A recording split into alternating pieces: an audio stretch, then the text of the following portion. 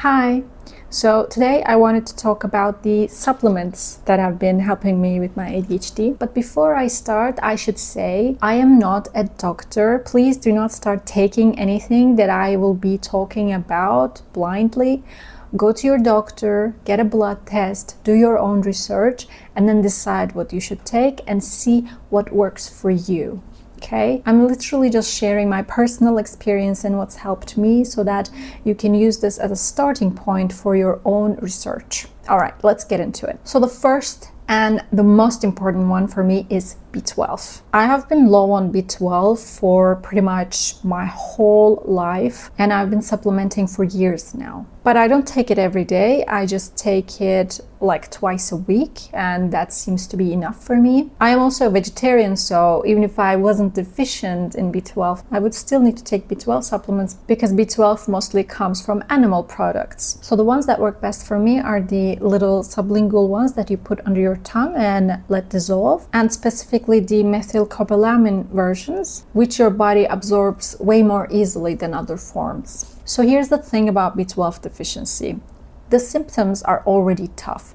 And on top of it, if you have ADHD, it's like everything gets multiplied. With B12 deficiency, you get memory issues and brain fog, headaches, you feel weak and exhausted all the time. You also experience shortness of breath, all of that stuff. And when you already have ADHD, you're dealing with memory issues and fatigue anyway. Add B12 deficiency to the mix and these problems literally triple. Like you can't even find the energy to get out of bed sometimes. The reason B12 matters so much for ADHD is that it helps with neurotransmitter production. So basically the chemicals in your brain that help with mood, focus, and energy. And when you're low on it, your brain just doesn't function the way that it should. The other deficiency that causes similar symptoms is iron deficiency. And yeah, I have that too.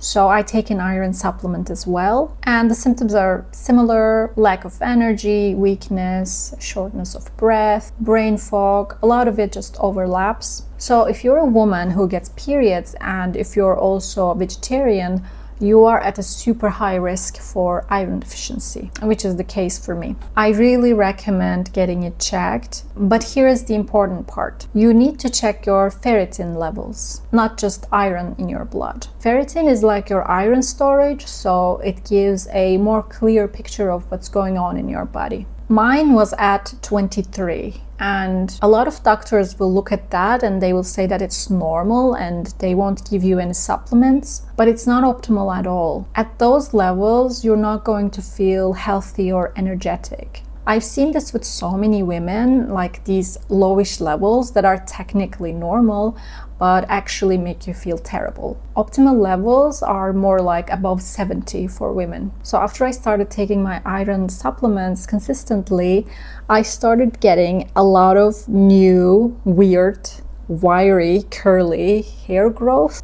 They have grown out quite a bit, so I have a lot of flyaways because of that, but that's okay. When they just started growing, they looked really, really weird, like a lot of short curly hairs right on the top of my head, and it was like crazy. I was like, what's going on? But I was happy about it because like apparently I had lost a lot of hair and I wasn't even aware of it, and something that I am taking is actually helping them grow back. So that gave me motivation to keep using my supplements. So yeah, iron deficiency causes hair loss. So if you're dealing with that, I really recommend getting it checked out. So I use iron biglycinate. This is the form that doesn't mess with your stomach. Sometimes it's sold as gentle iron, and I take it with a little bit of vitamin C or some orange juice if I don't have vitamin C tablets.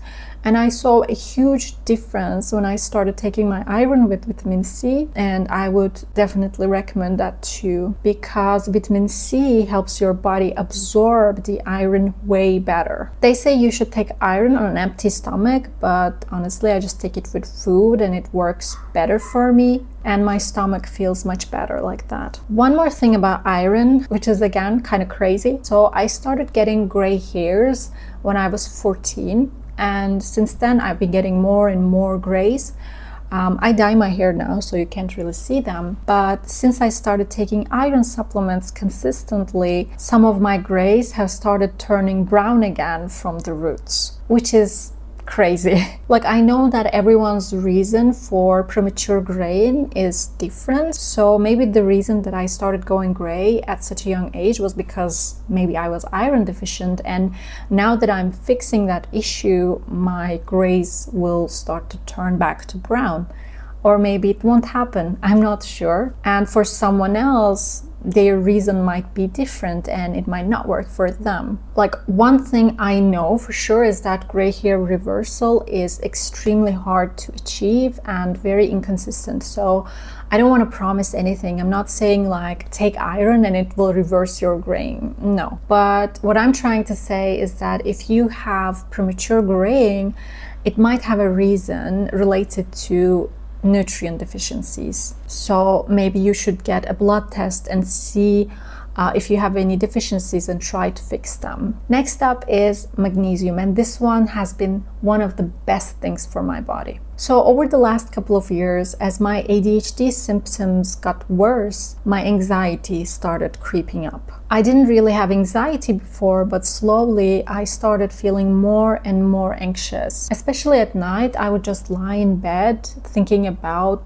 bad scenarios and worrying about everything. And then I started getting leg cramps at night, and I read that taking magnesium would help with it. So I started taking it for the cramps, but the anxiety relief that I got from it was incredible. You know how ADHD and anxiety go hand in hand? Magnesium has helped me so much with that. And apparently a lot of people with ADHD are actually low in magnesium, and it can make racing thoughts and restlessness even worse. So yeah, I really love using it. And the next one is omega-3. Omega-3 is literally one of the most studied supplements for ADHD, and that's why I take it occasionally. I also try to eat omega-3 rich foods like chia seeds and walnuts. Omega-3s, especially EPA and DHA, are super important for brain function. They help with focus, impulse control, and mood regulation, all the things we struggle with when we have ADHD. And again, some studies have shown that people with ADHD tend to have lower levels of omega-3s, and supplementing can actually help with symptoms. I can definitely say I feel better when I take it, and as a bonus, it somehow makes my skin and nails feel better too. And the last one is vitamin D. I have a deficiency here too.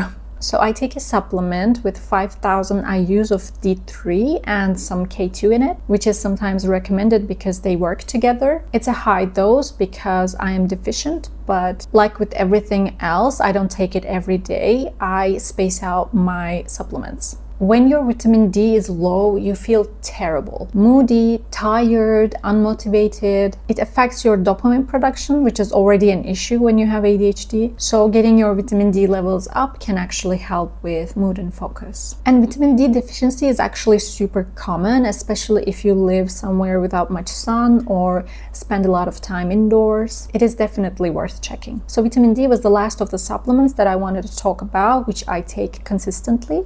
But there are two other things that I want to talk about now, which are melatonin and creatine. So melatonin helps you sleep. And as you know, people with ADHD sometimes have trouble with sleeping or falling asleep at night.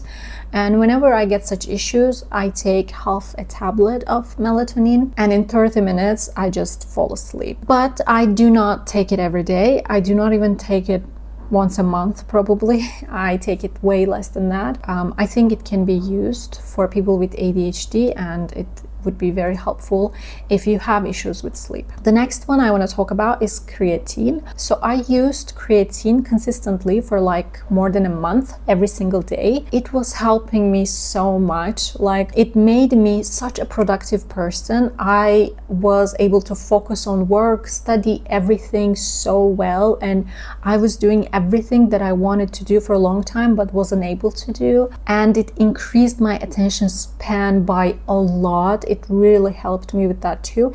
It was really good until it wasn't. So I was like, it's amazing. It's helping me with all of my terrible symptoms of ADHD. But after a while, I realized that I was losing a lot of hair. And another issue was that it gave me irregular menstrual cycles and very weird periods. So I completely stopped taking it because that's not something I can deal with, no matter what were the benefits. Creatine affects everyone differently. So I really recommend you to try it because I don't know what it does, but creatine was solving a lot of the issues that ADHD brings.